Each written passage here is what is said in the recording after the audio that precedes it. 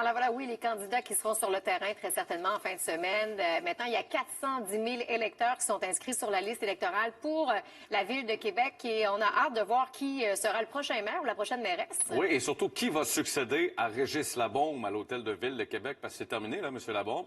Les élections auront lieu ce dimanche. Il ne reste que 2 jours de campagne électorale. Et les candidats à la mairie qui ont dressé aujourd'hui leur bilan de campagne, on en parle avec Philippe Dubois, analyste politique. Bonsoir, Philippe. Bonsoir. Bonsoir, Philippe. Alors, évidemment, tous les partis, là, sans grande surprise, ont dressé un bilan positif aujourd'hui. Le contraire aurait été très surprenant.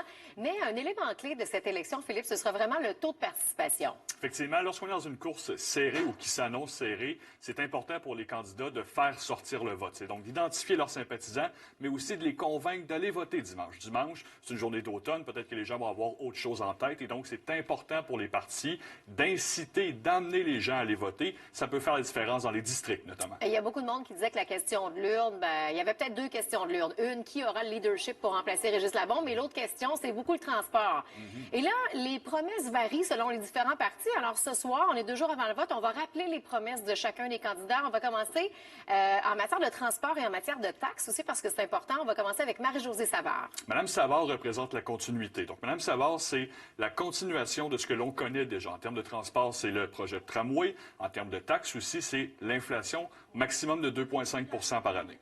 Bruno Marchand. Bruno Marchand, il l'a dit, il semble appuyer le projet de tramway, il veut l'améliorer cependant, mais dans les derniers jours, il a ouvert la porte en disant qu'il est plus convaincu que c'est le meilleur projet. Du point de vue de la taxation, M. Marchand propose notamment une redevance le long du trajet du tramway et également une baisse de taxes pour les commerçants. Oui, j'ajoute pour le tramway, Bruno Marchand parlait vraiment de tramway 2.0. Il avait parlé d'enfouir les fils dans la dalle de béton, dépendamment des coûts aussi. Moins de coupes d'arbres aussi, je pense. Corrige-moi, Philippe, si je me trompe.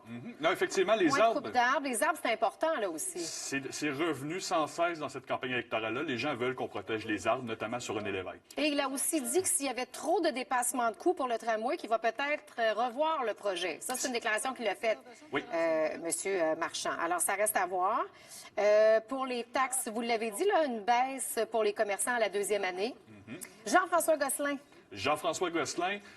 Côté transport, évidemment, c'est son projet de métro léger, le VALS. Côté des taxes, il nous promet une baisse de taxes dès la première année, dès le premier budget, là, pour 2 ans, à la fois au résidentiel et au commercial. Des gels de taxes, donc, pour les deux paliers, là, les commerçants et les résidents pour Jean-François Gosselin. Monsieur Rousseau, Jean Rousseau, quelles sont ses promesses en matière de transport et les taxes? Monsieur Rousseau, il promet désormais un référendum sur le 3e lien, un référendum sur le tramway. Côté taxes, il se présente comme le candidat contre la surtaxe et contre les redevances. Donc, lui, pas question de redevances le long du trajet du tramway si ça se réalise. Pour les taxes report, le report de taxes, c'est selon l'inflation aussi un plafond à 2,5 je pense, un peu comme Marie-Josée Savard notamment, et des reports, là, comme tu le disais. Pour les commerçants, notamment, qui l'ont arraché là, pendant la pandémie. Effectivement. C'était pour leur donner un peu d'air. Jackie Smith, maintenant, quelles sont ses promesses? Jackie Smith, elle veut utiliser le pouvoir de taxation comme un levier à la Ville de Québec. Donc, elle détonne des autres candidats. Notamment, elle est en faveur d'une taxe sur l'essence. Elle est aussi en faveur d'un payage pour les gens qui provenaient de l'extérieur de Québec et qui viennent à Québec, qui utilisent le réseau routier. En matière de transport, Mme Smith, elle est bien évidemment en faveur du tramway. Elle voudrait également une 2e phase qui passerait par Limoilou vers Charlebourg. Oui. On a parlé de péage aussi sur les autoroutes pour les gens qui venaient de l'extérieur. Oui, c'est une de ses propositions. Elle n'a pas peur de taxer et c'est peut-être ce qui la distingue là, des autres candidats. Taxe sur l'essence de 3 cents également. C'est un bon résumé quand même pour aider les téléspectateurs à se faire une idée aussi pour quel candidat voter. Donc, c'est dimanche. Il y a plusieurs scénarios qui sont sur la table. Philippe, avec ce que tu as vu quand même dans les dernières semaines, quel est peut-être le scénario le plus probable? Le plus probable, c'est une course à 2 entre Mme Savard, qui représente la continuité, et M. Marchand, qui a véritablement réussi à s'inscrire dans cette course-là, à s'inscrire dans la tête des gens.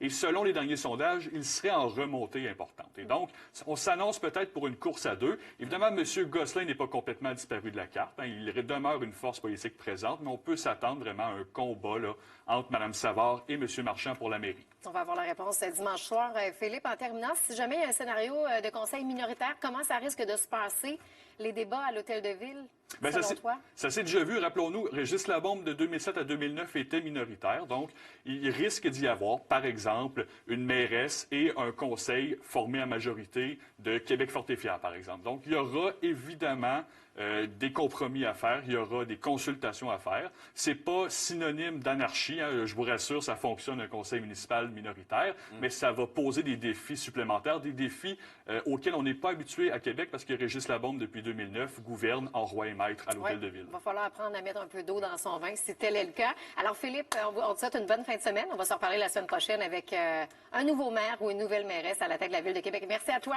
Bonne soirée. Au revoir. Au revoir.